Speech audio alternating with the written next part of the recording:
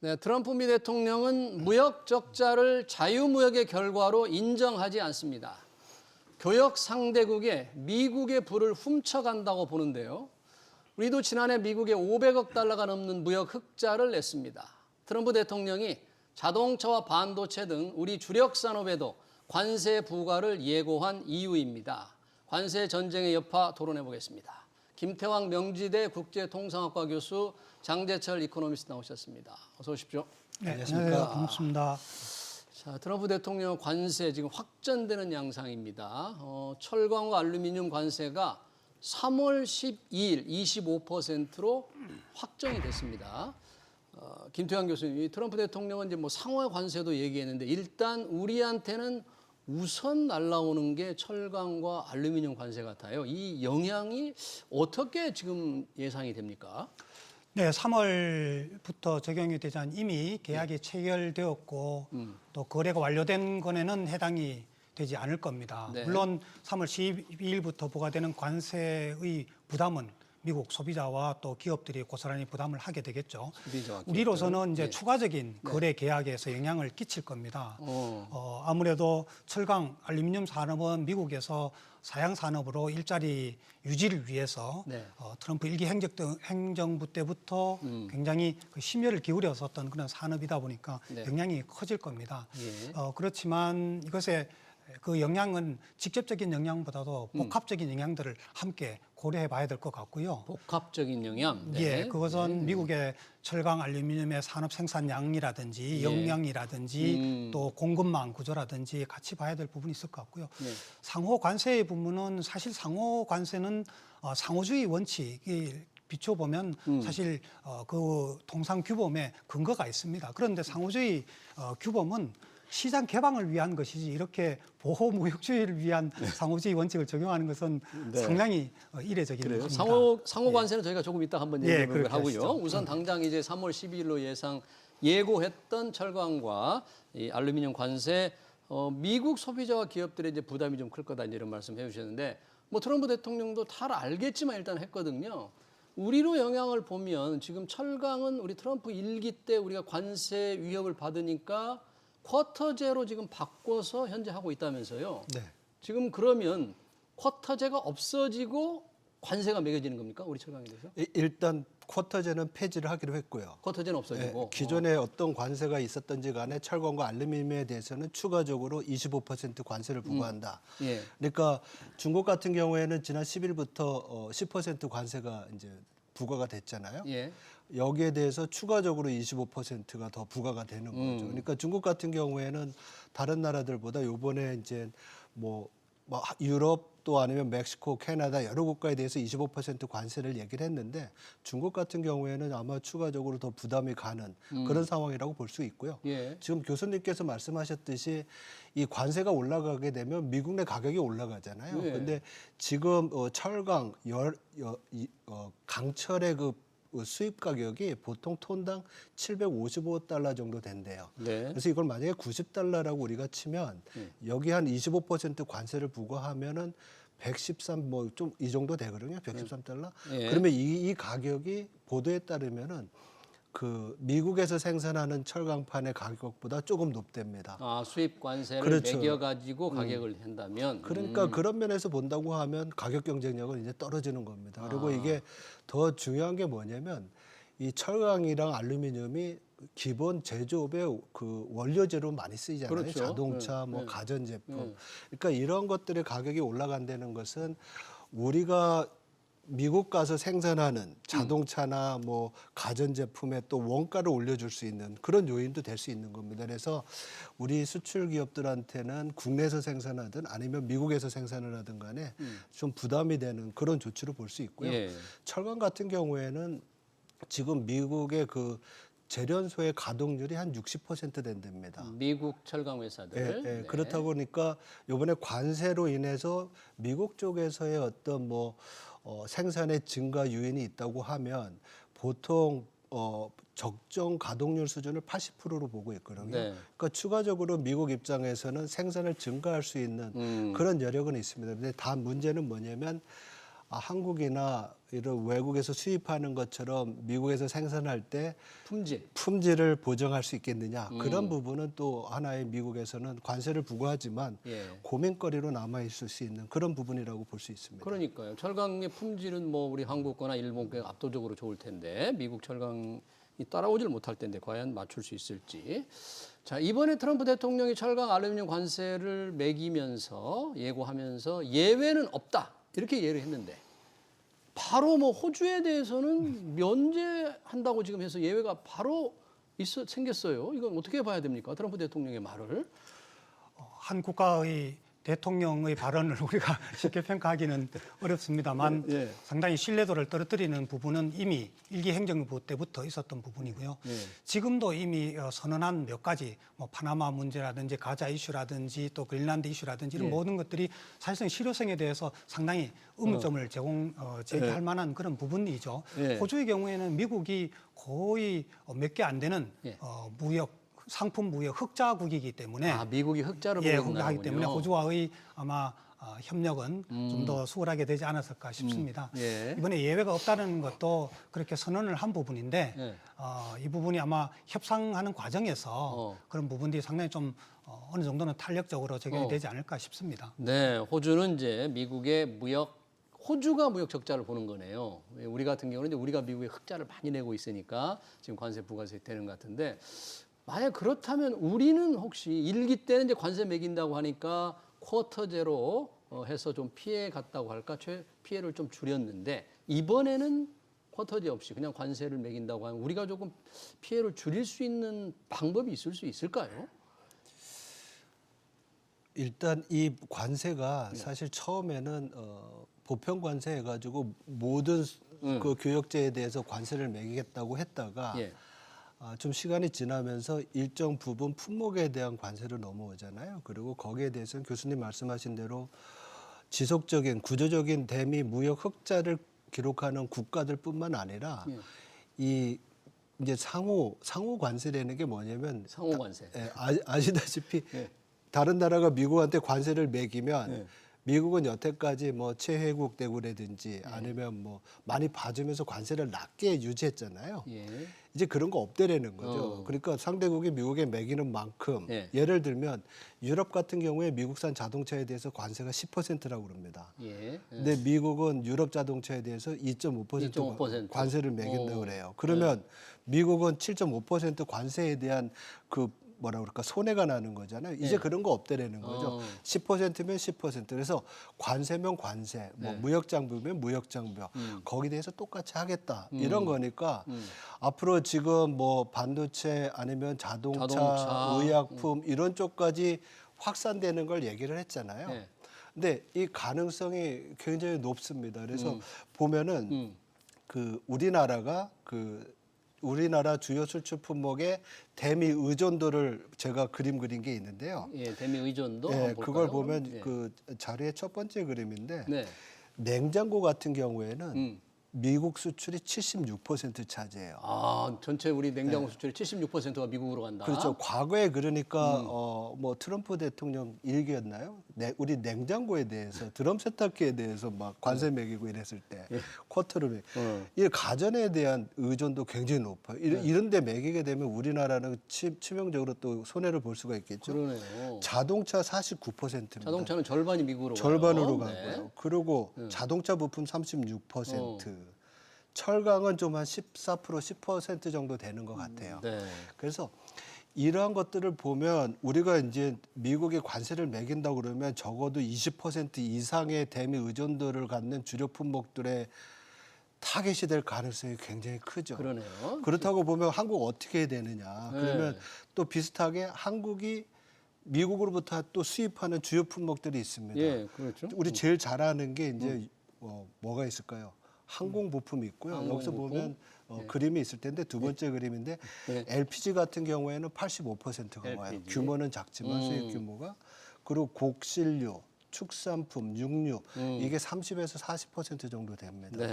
그러니까 이런 부분에 대해서 우리가 아마도 미국이 더 수입을 하라고 요구할 수 있는 방안이 있으니까 만약에 대책이 뭐냐라고 물어보신다고 하면 3월 12일까지 더 많은 준비를 하고 예. 그 다음에 우리가 얼마만큼 더 사줄 건가? 작년에 그 대미 무역 흑자 약 한 557억 달러 되는데 예. 그거를 얼마만큼 줄이느냐 이게 굉장히 중요한 이슈인 것 같아요. 그러네요. 그래서 우리가 얼마큼 더 팔 것보다도 더 사줄까를 고민하는 시점이 되지 않는가 네. 이렇게 생각을 합니다. 관세 부과에 특별한 대책이 없다. 반도체나 자동차, 특히 자동차 같은 게 덜 많이 미국으로 가는데 우리가 미국에 사주는 거를 결국은 늘리는 방안 외에는 뾰족한 대책이 없는 것 같다는 이제 말씀이신데 아까 이제 상호 관세를 잠깐 언급해 주셨습니다만은 김태환 교수님께 여쭙고 싶은데요. 상호 관세라는 게 아까 이제 교역 상대국이 매기는 관세만큼 매기는데 이게 시장 개방을 위한 거지 이렇게 문턱을 높이는 쪽으로는 별로 예전에 발동된 적이 없나요? 이게 예. 과거에 발동된 적 자체가? 제가 알기로는 전면적으로 된 적은 없고요. 네. 부분적으로 1차 미중 갈등 때에 2017년도에 미국이 중국에 대해서 관세를 부과했을 때에 예. 중국도 똑같이 이렇게 미국 품목에 대해서 관세를 부과를 했죠. 네. 그거는 이제 국가 간에 양자 간에 있었던 일이고 전면적으로 이렇게 상호 관세를 모든 나라에 대해서 내가 컵에 대해서 5%의 관세를 부과를 하는데 당신이 10%를 관세를 부과하면 나도 5%에서 10%를 올리겠다. 올린다. 품목별로 동일하게 하겠다라는 것은 전례가 없는 사례 예. 경우입니다. 그런데 이제 조금 더 꼼꼼히 따져보면 예. 우리가 미국으로부터 수입하는 상품에 대해서 예. 높은 관세를 부과하고 있는 것 중에 우리가 미국에 많이 수출하고 있는다면 그건 우리에게는 상당히 치명적인 그런 영향이 끼쳐질 겁니다. 예. 이를테면 농축산물의 경우에 예. 미국으로부터 우리가 많이 수입은 하고 있지만 미국에 대해서 수출하는 것은 별로 없잖아요. 우리는 그렇죠. 그리고 이거는 상호 관세가 부과되더라도 사실 우리에게는 큰 타격이 영향이 없는 거죠. 예. 그 반면에 이제 반대의 경우에 이게 해당되는 품목들이 있는가. 그런데 실제로 공산품을 보면 예. 미국으로부터 우리가 수입하는 것에 비해서 더 많이 수출하고 또 우리가 관세를 많이 부과하는 것은 별로 그렇게 품목이 많지 않습니다. 이제 한미 FTA에 의해서 공산품의 대부분이 무관세이고 또 저율 관세로 낮춰져 있기 때문에 그 영향이 상호 관세를 부과한다고 해서 크지는 않을 것 같은데 다만 이제 미국이 이걸 하는 것은 아무래도 이제 중국에 대한 그런 또 EU에 대해서 우리가 관세를 부과하는데 보복 조치를 취한다고? 예. 그러면은 보복 조치를 취하는 것만큼 우리도 상호 관세를 부과를 하겠다라고 이해는 이 눈에 눈을 이렇게 전략을 선언을 하는 건데 네. 이게 계속 이렇게 치킨 게임으로 나갈 수 있을 건가라는 거에 대해서는 상당히 네, 그러네요. 예, 지금 의문점이 들기도 합니다. 상호 관세를 부과한다 그러니까 사실 전 세계가 주목을 했거든요. 그런데 실제 상호 관세 똑같이 관세를 부과할 경우에 우리가 뭐 미국으로부터 받는 수입하는 공산품이 많지 않으니까 우리는 영향이 덜 하지만 유럽이나 중국은 이제 꽤 영향이 크겠다고 그러는데 유럽에도 그런 얘기를 바로 했더라고요. 유럽에 그 독일 총리가 만약에 미국이 관세를 부과하면 1시간 내로 대응하겠다. 네. 바로 그러니까 뭐 관세를 하겠다는 건데 그렇게 지금 다 대비가 돼 있는 모양이죠, 이유도. 벌써 뭐 트럼프 대통령 대선 기간 동안에 이 보편 관세 얘기 나오고 유럽에 대한 뭐 보복 관세라든지 이런 얘기 나오면서 유럽 쪽에서도 뭐 어떤 품목에 대해서 50% 이상의 관세를 부과할지에 대해서 스터디는 해놓은 거로 알고 있습니다. 예. 그래서 발표는 안 한 거로 알고 있고요. 특히 여기에는 유럽은 아마 당근과 채찍을 같이 쓸 것 같습니다. 우리 한국도 그런 방법을 취해야 되는데 당근 같은 경우에는 우리 뭐 LNG나 이런 거 미국에서 더 사줄게. 네. 왜냐면 원료라든지 에너지 자원에 대해 수입에 대한 여력은 있으니까요. 뭐 러시아에서 수입하던 걸 줄이든지 하면서 그런 부분도 있고 또 어떻게 보면 뭐라 그럴까요? 그 국방비를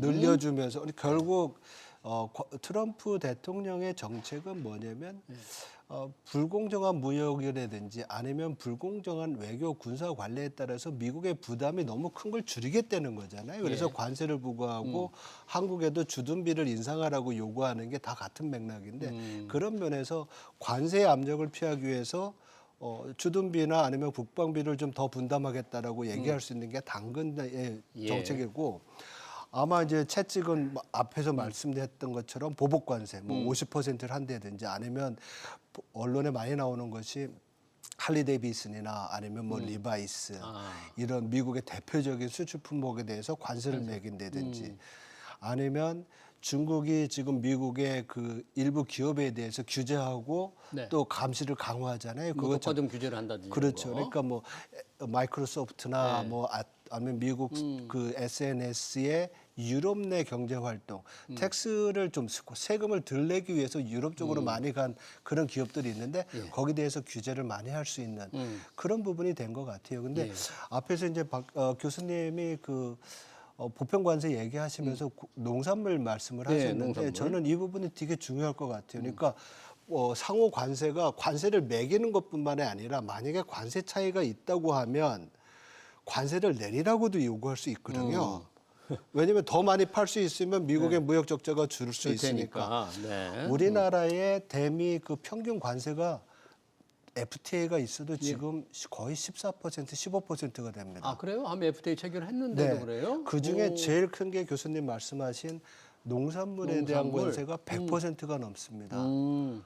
그러니까 미국의 주력 수출 상품은 농산물인데 한국은 관세가 100%가 넘어요. 아, 그러면 이런 부분 상당히 문제가 될 수 있겠네요. 그렇죠. 이런 부분에 대해서는 한국의 관세를 낮추라는 압력으로도 작용할 수 있죠. 그래서 그러네요. 이런 부분들은 아마 협상 과정에서 우리한테 주어진 시간이 한 달밖에 없지만은 그 기간 동안 정부가 얼마큼을 주고 얼마큼을 더 방어를 할지에 대해서 고민할 때 이런 농산물도 신경을 써야 될 것이고 아마 이건 사회적으로 우리 한미 FTA 할 때 엄청 시끄러웠잖아요. 시끄러웠죠. 네, 그래서 이런 부분에 대한 또 사회적 합의도 필요한 부분이 있을 거고요. 또 예.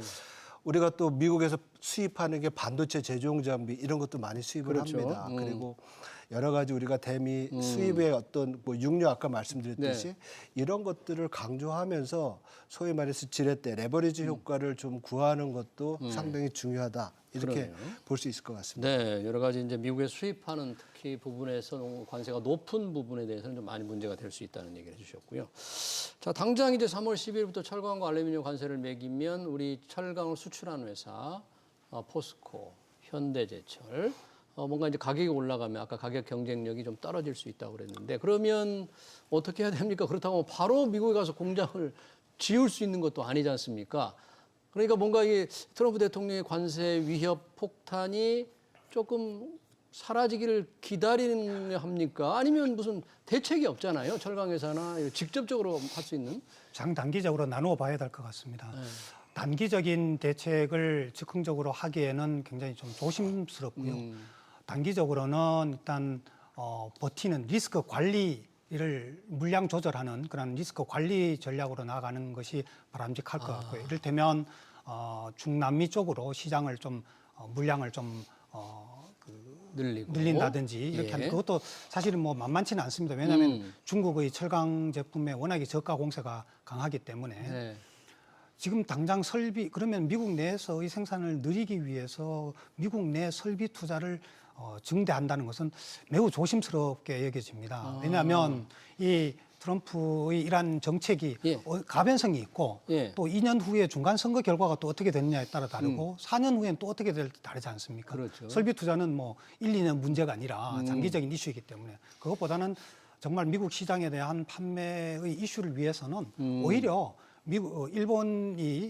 일본 제철이 그렇게 했듯이 US 스틸과 했듯이 직접 투자를 해서 전략적 제휴나 투자를 해서 미국 내에 지분을 확보를 하고 거기에 미국 내에 생산 시설을 활용을 해서 거기에 생산하는 것에 대한 자본 이익을 추구해 나가는 것이 오히려 낫지 않을까.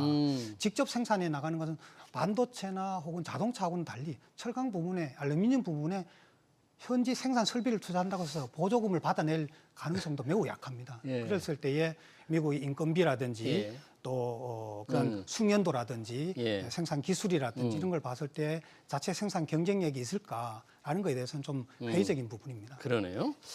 지금 사실 이 관세 전쟁이 우리한테 직접 다가왔지만 뭐 트럼프 대통령 머릿속에는 중국이라는 거대한 이제 적을 상대로 하고 또 유럽을 생각을 했을 텐데 중국과는 지금 관세 전쟁이 이제 시작이 됐는데 뭔가 시진핑 국가 주석과 대화를 할 거다 그런 뉘앙스를 비쳤잖아요. 전화 통화도 하고. 그런데 실제적인 움직임은 별로 없는 것 같아요. 지금 분위기는 어떻게 파악을 하고 계십니까?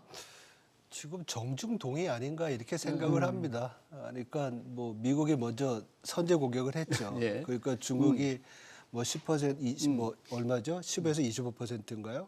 또 뭐 원유에 대해서 25%인가요? 15%, 10에서 15, 제가 10에서 15%. 뭐 숫자가 자꾸 네. 헷갈리는데 예. 어쨌든 보복 관세를 부과를 했고 그 와중에 이제 트럼프 대통령은 시진핑 주석이랑 통화했다고 하고 근데 중국은 뭐 아닌 것처럼 얘기를 하고 있고 그래서 일단은 각각의 그런 어떤 관세라든지 예. 무역 어떤 보호 조치들을 주고 받으면서 좀 간을 보고 있지 간을 않나 보고 있는다, 이렇게 서로. 생각을 합니다. 왜냐하면 예. 유세 기간 동안에 중국에 대해서는 60%라는 굉장히 큰 관세 폭탄까지 예고했기 때문에 예. 트럼프 입장에서는 그렇게 쉽게 그거를 철회하거나 이러진 못할 것 같아요. 그렇다고 지금 그거를 바로 시작하기에는 다른 나라들에 대해서도 다 유예해 놓고 또 뭐 철강, 알루미늄도 3월 달에 해놨는데 중국을 또 바로 부르자니 또 부담이 되고 예. 그래서 일단은 좀 서로 네. 물밑 작업을 하고 있는 게 아닌가 이런 생각이 듭니다. 근데 뭐 보도를 안 하니까 잘 모르죠. 네, 어떻게 될지. 과연 어떤 움직임이 있는지 조금 시간을 지나면 좀 지켜봐야 될 것 같고요.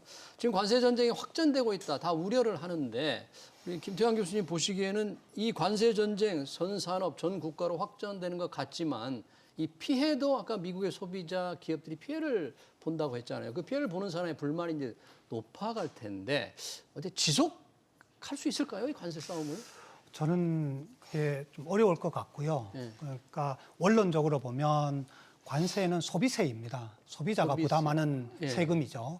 그렇다면 그 관세 부과만큼의 가격, 소비 가격이 인상이 되는데 물론 그렇죠. 수출 기업으로서 네. 수출 가격 경쟁력 확보를 위해서 가격 흡수를 하겠죠. 완충을 해서 관세가 25% 부과됐다. 그러니까 가격을 좀 낮춰서 그러면 흡수를 뭐 하려고 한다. 그렇죠. 수출 기업으로서는 이윤을 한 5% 정도 이렇게 흡수를 해서 하려고 그러겠죠. 그렇다 하더라도 10%, 25%까지 이윤을 삭감할 수는 없을 테니까 지속하기는 어려울 것 같은데 물론 일기 행정부 때도 보면 관세 부과를 해서 미국 내의 물가 상승 요인이 얼마나 되었느냐라는 것은 그렇게 크지는 않았습니다. 아, 그런데 그래요? 이번의 경우는 좀 달라요. 오. 왜냐하면 1기 때하고는 달리 2기 때는 지금 전면적으로 지금 관세 전쟁을 확산을 그렇죠. 시켜놨고 전 세계를 상대로 예, 하려고 그렇죠. 그러니까. 예, 그렇게 해놓은 데다가 지금 그 품목들이 다 품목으로 되어 있어서 예. 일기 때하고는 다르죠. 그러면은 미국 내에 소비자들이 소비 가격 상승 요인이 발생할 거고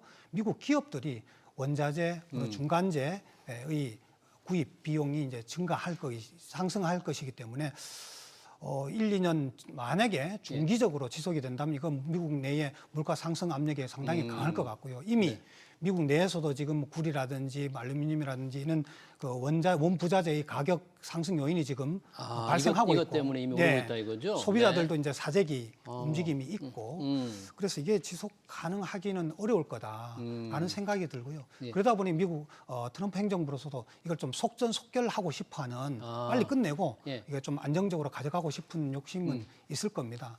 그런데 특히 이제 그런 상호 관세의 경우에는 이제 법으로 고쳐야 되기 때문에 상호 관세는 또 아직 발표는 안 했어요. 한다고 지금 예고만 했는데. 근데 그거는 법을 만들어야 됩니다. 법을 1기 때도 시도를 했는데 실패를 했고요. 예. 2기 때 지금 법을 만들어서 하는데 그게 상하원에 아무리 공화당이 장을 하고 있다 하더라도 거의 그렇게 쉽게 하기에는 좀 어려움도 있지 않을까 이렇게 생각이 됩니다. 상호 관세는 그래서 아직 발표가 안 되는군요. 법을 만들어야 되니까 상하 양원에 뭔가 좀 동의를 받아야 되는 그런 절차가 있네요. 지금 이제 관세 전쟁이 확전되는 듯하지만 오래 갈 수 없다는 그런 생각 때문인지는 모르겠습니다만 관세 전쟁이 터지면 굉장히 뉴욕 증시가 큰일 날 줄 알았는데 상당히 증시가 잘 버티고 있는 듯합니다. 이건 어떻게 지금 투자자들은 해석을 하는 거예요? 일단 트럼프 대통령이 관세를 부과해 놓고 직접적으로 관세를 시작한 게 거의 없지 않습니까? 그렇죠? 일단 부과해 놓고 연기를 시키거나 협상을 하고. 그러니까 시장에서는 요번에도 3월 10일까지 이 주요 품목 철강과 알루미늄에 대한 관세를 부과를 했는데 미국 정부가 각 나라와 협상을 하면서 어떤 식으로 이게 조정될 수 있을 거라는 또 막연한 기대를 할 수 있을 것 같고요. 그리고 일단 직접적인 게 결정된 게 없지 않습니까? 그러니까 시장은 거기에 안도하면서 과거의 멕시코, 캐나다 경험을 보면서 어떻게 보면 좀 뭐라 그럴까요? 좀 이런 트럼프 관세에 대한 내성이 내성이 생긴 부분이 있고요. 예. 더 중요한 것은 미국 경제의 펀더멘탈이 굉장히 강하다는 거죠. 미국 경제. 지난번 FOMC 회의에서도 그랬고 이번에 파월 의장이 상원에 가서 또 얘기하면서 미국 경제 강건하고 예. 금리 인하를 속도낼 필요가 없다라고 얘기를 했거든요. 그러니까 시장은 일단 관세에 대한 불확실성보다도 미국 경제의 펀더멘탈이 강하다는 이런 거에 더 지금은 초점을 맞추는 것 같고요. 예. 아마도 시장에 대한 충격은 지금 얘기했던 뭐 철강, 알루미늄뿐만 아니라 반도체, 자동차 이런 쪽으로 좀 더 구체적으로 확산되는 거. 그리고 더 중요한 거는 4월 초에 트럼프 대통령이 명령한 미국 무역 불공정에 대한 조사 보고서 나오잖아요. 보고서를 내라고 그랬잖아요. 네, 4월 초까지 내라고 그랬는데 그게 되면서 아마 기본적인 관세 프레임이 잡혀질 경우에는 네. 그 다음부터는 시장에 대한 영향이 나타날 수 있지 않을까 이렇게 생각해 볼 수 있고요. 예. 그리고 이제 교수님 말씀하실 때 그 관세 영향이 트럼프 일기 때는 좀 약했다는 말씀을 하셨는데 맞습니다. 왜냐하면 그때 중국에 대한 관세를 많이 매겼었잖아요. 그렇죠. 근데 그때 중국이 위안화 절하를 통해 가지고 관세 인상분을 흡수를 한 거예요. 네. 관세를 절하를 해보면 다 같은 1달러에 대해서도 위안화를 더 많이 받으면 뭐 중국 기업한테는 그렇게 손해가 나지 않을 수 있잖아요. 그러니까 수출 가격을 낮출 수 있는데 이번에 관세는 사실은 무역 불공정에 의해서 달러 패권이 약화될 가능성을 미연에 막기 위한 조치라고도 장기적으로 보면 생각할 수 있거든요. 예.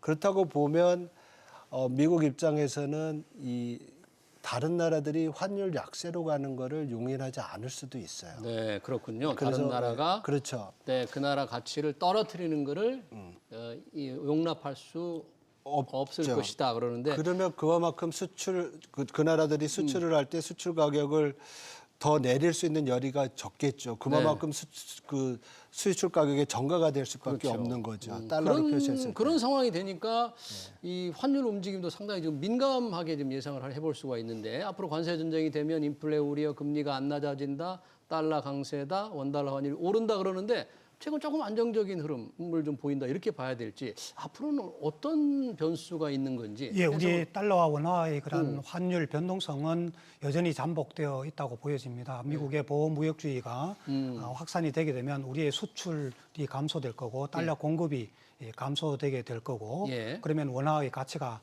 떨어지겠죠. 그러면 환율이 올라갈 겁니다. 거기다가 방금 진행자께서 말씀하신 것처럼 글로벌 불확실성이 커지게 되면 이것 또한 우리 환율 변동성을 높아지게 될 부분이 있을 것 같고요. 예. 더욱이나 이제 우리 원화가 이제 약소국 그 원화 화폐이기 때문에 글로벌 그런 투자 또는 자본의 흐름에 영향을 많이 받게 되는 그런 부분이 있을 겁니다. 그래서 환율이 더 올라갈 거다, 더 내려갈 거다는 것보다는 변동성이 커질 거다라는 것은 뭐 거의 명확해 보입니다. 네, 예. 그런 부분을 좀 주의를 해야 될 것 같습니다.